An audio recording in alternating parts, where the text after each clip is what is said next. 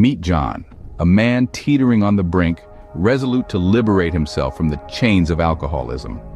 In a courageous endeavor to take back control of his life, he makes the lonely decision to undergo detox within the sterile, impersonal confines of a hospital.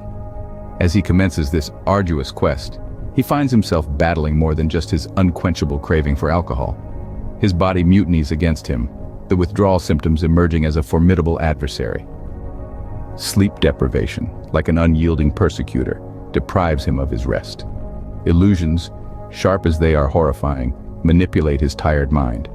A debilitating anxiety nibbles his sanity, gradually wearing away his determination. As the days morph into nights, his struggle intensifies, each ticking second a challenge to his willpower. The grasp of addiction tightens as John's world plunges into a waking nightmare within the hospital's walls, a spine-chilling overture to the horrors that lay in wait for him. Night after night, John's existence in the hospital turns into a living nightmare. As the toxins leave his system within the sterile hospital walls, a different kind of poison takes hold. The hospital, once a beacon of hope and healing, morphs into a theater of terror, staging a grotesque performance of demonic apparitions. These shadowy figures, twisted and distorted, whisper chilling tales of malevolence that echo in the silent, sanitized corridors.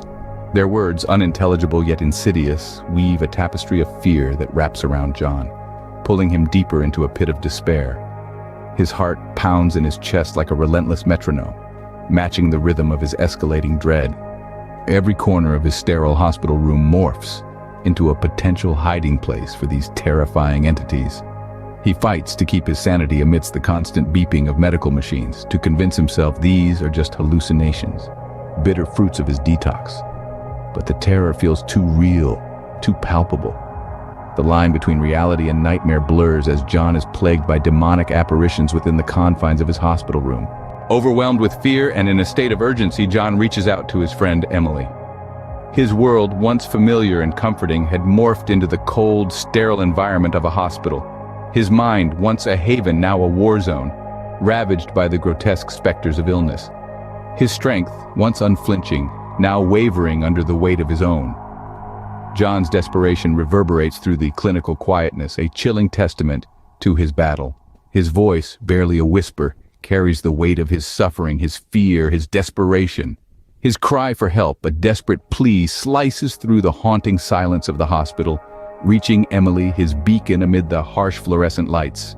Emily, a pillar of strength in the face of this medical crisis, rushes to his bedside. She takes in the scene, the terror etched on John's face, the tremors racking his body, the fear in his eyes.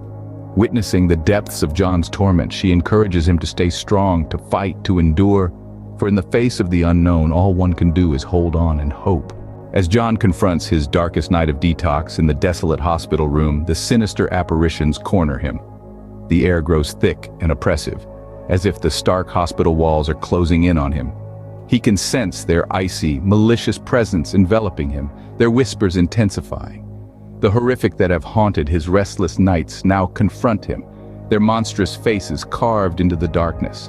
His heart hammers in his chest like a panicking drum, his breath coming in ragged gasps. But then, in a moment of terrifying clarity, they vanish. Just as abruptly as they manifested, they're gone, leaving nothing but a bone-chilling void in their wake. John is left rattled, disoriented, and utterly isolated within the cold sterility of the hospital.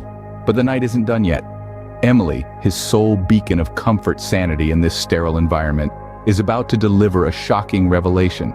In a spine-chilling twist, the demons vanish, leaving John shaken and Emily burdened with a horrifying confession. In a shocking revelation, Emily confesses from her sterile white hospital bed that she has seen the very same demons that tormented John. A cold dread sweeps through the clinical surroundings as her confession hangs heavy in the atmosphere. The same grotesque figures, the same sinister whispers. It was as if Emily had lived John's nightmare alongside him, not from home, but from her hospital room. The pieces of the puzzle begin to fall into place, and a terrifying realization washes over the sterile hospital walls. The demons they had encountered during the detox weren't mere figments of an alcohol-deprived mind. They were real as the fear that now grips their hearts in this intimidating health facility. The implications of this truth are as chilling as the cold hand of dread that clenches their souls.